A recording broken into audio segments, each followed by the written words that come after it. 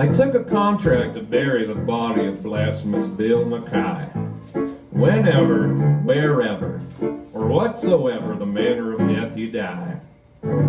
Whether he die in the light of day, or under the peak-faced moon, in cabin or dance hall, camp or dive, mucklucks or padded shoon, on velvet tundra or virgin peak, by glacier, drift or draw, in muskeg hollow or canyon gloom, by avalanche, fang or claw, by battle, murder or sudden wealth, by pestilence, pooch or lead.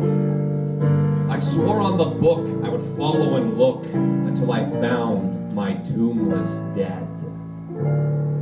For Bill was a dainty kind of cuss, and his mind was mighty soft, on a dinky patch with flowers and grass, in a civilized boneyard lot. And where he died or how he died, it didn't matter a damn, so long as he had a grave with frills and a tombstone epigram. So I promised him, and he paid the price in good Chichaco coin, which I see I blowed that very night down in the tenderloin. Then I painted up a 3-foot slab of pine, here lies poor Bill Mackay, and I hung it up on my cabin wall, and I waited for Bill to die. Years passed away, and at last one day came a woman with a story strange of a long deserted line of traps way back of the Bighorn Range, of a little hut by the Great Divide, and a white man stiff and still, lying there by his lonesome self, and I figured it must be Bill. So I thought of the contract I made with him, and I took down from the shelf a swell black box with a silver plate he picked out for himself, and I packed it full of grub and hooch, and I slung it on the sleigh. Then I harnessed up my team of dogs, and was off at dawn of day. You know what it's like in the Yukon wild when it's 69 below, when the ice worms wriggle their purple heads through the crust of the pale blue snow, when the pine trees crack like little guns in the silence of the wood, and the icicles hang down like tusks under the parka's hood, when the stovepipe smoke breaks sudden off and the sky is weirdly lit, and the careless feel of a bit of steel burns like a red-hot spit, when the mercury is a frozen ball and the frost fiend stalks to kill. Well, it was just like that day when I set out to look for Bill. Oh, the awful hush that seemed to crush me down on every hand, as I blundered blind with a trail to find through that blank and bitter land, half dazed, half crazed in the winter wild, with its grim, heart-breaking woes, and the ruthless strife for a grip on life that only the sourdough knows. North by the compass, north I pressed, river and peak and plain. Past like a dream I slept to lose, and I waked to dream again. River and pain and mighty peak, and who could stand unawed? As their summits blazed, he could stand undazed at the foot of the throne of God.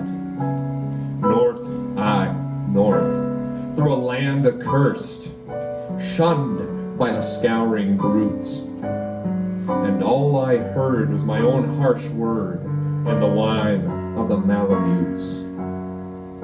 Till at last I came to a cabin squat, built in the side of a hill, and I burst in the door, and there on the floor, frozen to death, lay Bill. Ice Quiet eyes, like a winding sheet, sheathing each smoke-grimed wall. Ice on the stovepipe, ice on the bed, ice gleaming over all. Sparkling ice on the dead man's chest, glittering ice in his hair.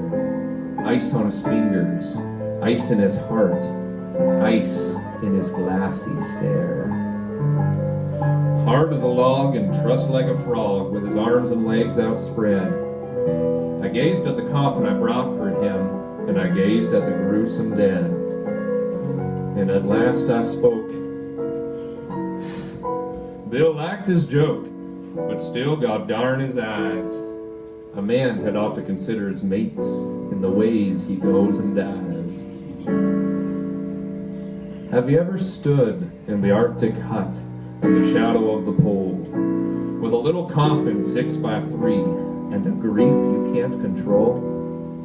Have you ever sat by a frozen corpse that looks at you with a grin and that seems to say, you may try all day, but you'll never jam me in? Well, I'm not a man of the quitting kind, but I never felt so blue as I sat there gazing at that stiff and wondering what I'd do. Then I rose and I kicked the husky dogs that were nosing roundabout, and I lit a roaring fire in the stove, and I started to thaw Bill out. Well, I thawed and thawed for 13 days, but it didn't seem no good. His arms and legs stuck out like pegs, as if they was made of wood. Till at last I said, it ain't no use.